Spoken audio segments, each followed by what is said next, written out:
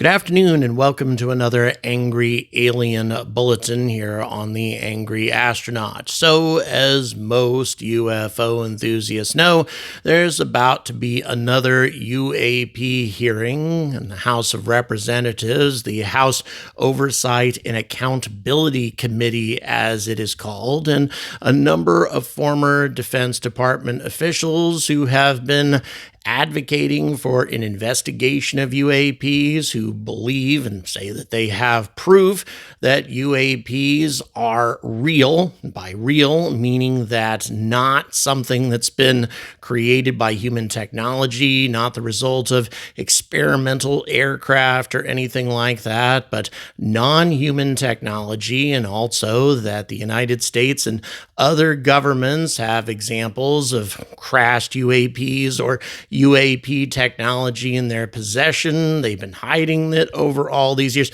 That is what we are anticipating seeing in front of this committee based on some documentation that surfaced over the last few days. I'm going to be sharing that documentation with you later on in the video. However, all that having been the case, is this really going to change anything? Well, I have some questions about that, some doubts, I have to say, even though we're about to have a pretty big change in the government, a new administration, and also presumably a new party taking over both the House of Representatives and the Senate, although the House has been in the hands of the Republicans for years now.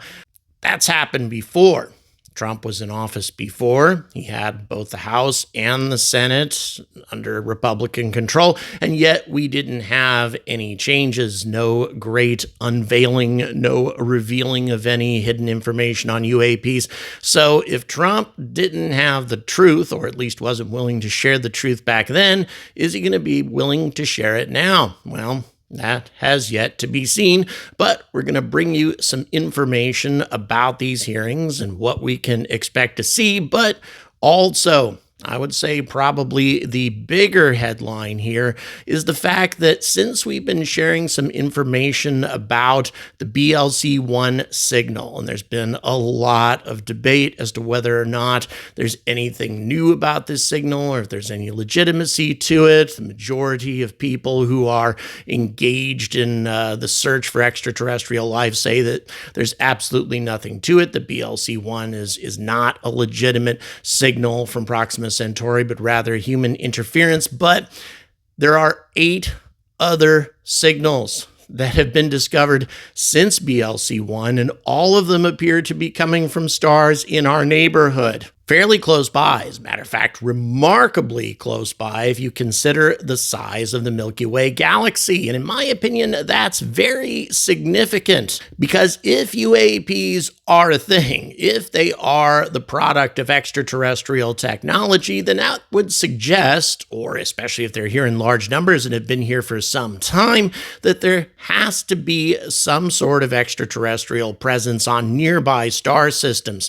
This is unlikely to be an intervention or an expedition from a civilization that's thousands or tens of thousands of light years away. It instead suggests that there has to be a civilization of some kind, perhaps multiple civilizations within a fairly close proximity of our own solar system, even though the odds suggest that that can't be the case. It suggests that given the odds of a civilization existing in our galaxy, or many civilizations, the odds of one of them just happening to exist within 100 light years or so of our solar system seems astronomically unlikely. And yet, as we are going to discover, and this is something I reported on nearly 2 years ago, actually, interestingly enough, the mainstream scientific community doesn't seem to have done anything about it. There are indeed 8 narrowband, artificial-looking signals that have been detected coming from nearby stars. And not from 8 different stars, but instead multiple signals coming from the same star.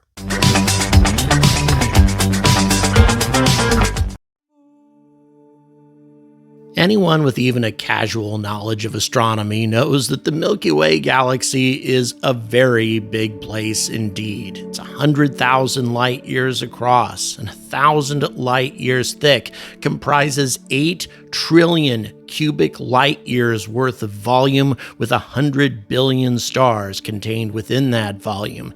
8 trillion cubic light years. So if you are, say, going to search an area, a cubic area of 100 light years in size, that's 1,000,000 cubic light years, which means that you're looking at 1/8 millionth the size of the Milky Way galaxy, or 0.000000125% of the entire galaxy. That is a tiny region of the Milky Way, and given that fact, it seems very unlikely indeed that we would happen to stumble across one or perhaps several interstellar civilizations that just happen to exist in the same region of space that we do. Once again, this is a cubic area 100 light years across. In other words, all the stars that exist within about 50 light years of our sun. So Breakthrough Listen doubled the size of this search shortly after the BLC-1 signal from Proxima Centauri was detected and increased the range to 100 light years. This is still a cube that's ridiculously tiny compared to the size of the galaxy, much less than 1% of the galaxy being scanned here, but still quite a number of stars involved in the overall search. We're talking a total of 820 stars in the overall search. And also, the researchers involved in this study utilized a new method designed to weed out human interference far more thoroughly than any previous search had done. They utilized new machine learning algorithms that can be much better at picking out potential alien signals from all the other background noise on Earth. In other words, far more thorough than the method that was used to detect the BLC-1 signal. Still, the odds of detecting a legitimate narrowband artificial signal in such a small region of the galaxy, still less than 1 trillionth of the galaxy as a whole, seems extremely unlikely indeed. And yet, the results were quite amazing and were published in a peer-reviewed paper. I'm just going to go over the highlights of this paper. Quote, "Here we present a comprehensive deep learning-based technosignature search on 820 stellar targets totaling over 480 hours of on-sky data taken with the Robert C. Byrd Green Bank Telescope as part of the Breakthrough Listen initiative. In total, we had searched through 150 terabytes of data on a data set that had been previously searched through in 2017 by classical techniques but labeled as devoid of interesting signals. But what they found was something entirely different. Our work returned 8 promising extraterrestrial intelligence signals of interest not previously identified. The signals were narrow band, meaning that they had narrow spectral width on the order of just a few hertz. Signals caused by natural phenomena tend to be broadband. Also, the signals had non-zero drift rates, meaning that the signals had a slope indicating that the origin had some sort of movement relative to the star to where they were detected. In other words, the signals had some sort of relative acceleration with our receivers here on Earth, not local to the radio observatory, but rather motion that seemed consistent with something in orbit around the stars in question. Also, the signals appeared in on-source observations and not in off-source observations. In other words, if a signal originates from a specific celestial source, it appears when we point our telescopes towards the target, and then it disappears when we look away. Human radio interference usually occurs in on and off observations due to the source being close by. According to astronomer Michael Garrett at the Jodrell Bank Center for Astrophysics at the University of Manchester, these are promising signals indeed. Quote, "A cursory review of the new paper suggests that these are indeed promising signals. They're much more compelling than what is perhaps the most famous SETI candidate, the WOW signal, radio emission bearing the hallmarks of an extraterrestrial origin that was collected by an Ohio telescope in 1977. The real story here is the effectiveness of AI and the techniques used by the team to dig out rare and interesting signals previously buried in the noise of human-generated radio frequency interference, such as mobile phones and GPS. In other words, the techniques used to weed out these signals, as I mentioned before, were just far more thorough than any techniques used before, which means these 8 signals are probably legitimate artificial signals. Now, might they be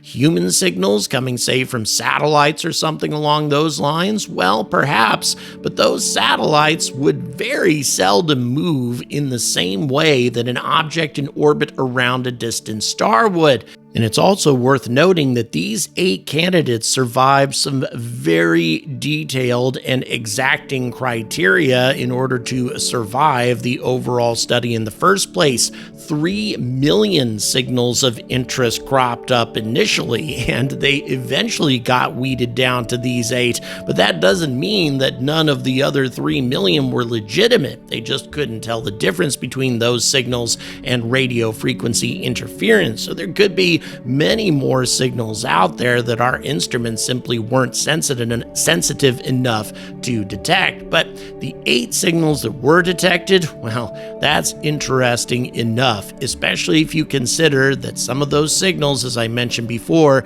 came from the same stars. For example, MLC4 and MLC5, those 2 signals came from the same star, HIP 54677. The first of these signals has a 99.9% confidence rating as being legitimate, the second a 97.9% confidence rating. The frequencies for these 2 signals were eerily similar as well, 1372.98 megahertz and 1376.98 megahertz, and the drift rate from the point of origin was identical for both signals. For some reason, this is not being interpreted as a repeat of the same signal, and probably because there's a slight difference in the center frequency, but nevertheless, pretty similar signals, and the star itself is interesting as well. It's only 70.4 light years away. It is a K-class main sequence star, so different from ours, a cooler star, but nevertheless, main sequence, definitely a good candidate to have inhabited planets. But here's the most significant coincidence as far as I'm concerned, and this applies to a number of these signals. Out of all the millions of signals that were surveyed, and out of the hundreds of stars that were surveyed, 2 of these signals ended up coming from the same star. And this happened not with 1 star, but 3. You also have HIP 13402, that had 2 signals, and HIP 62207. That star is especially interesting, by the way. We'll get to that in just a moment. So the odds of these 8 signals out of the millions that were detected from 820 stars, the odds that 6 of these 8 signals would actually come from 3 different stars out of all those surveyed is over 250,000 to 1 of this happening by random chance. And it's also important to note that if these are human signals, they are happening at a frequency that should be a dead frequency at the moment, because all of these frequencies are associated either with the types of signals created by molecular hydrogen or a frequency created by an object in motion that's either red-shifted or blue-shifted by its motion, but still associated with molecular hydrogen. Again, the reason we do this is because we suspect that anybody trying to reach out to other civilizations would transmit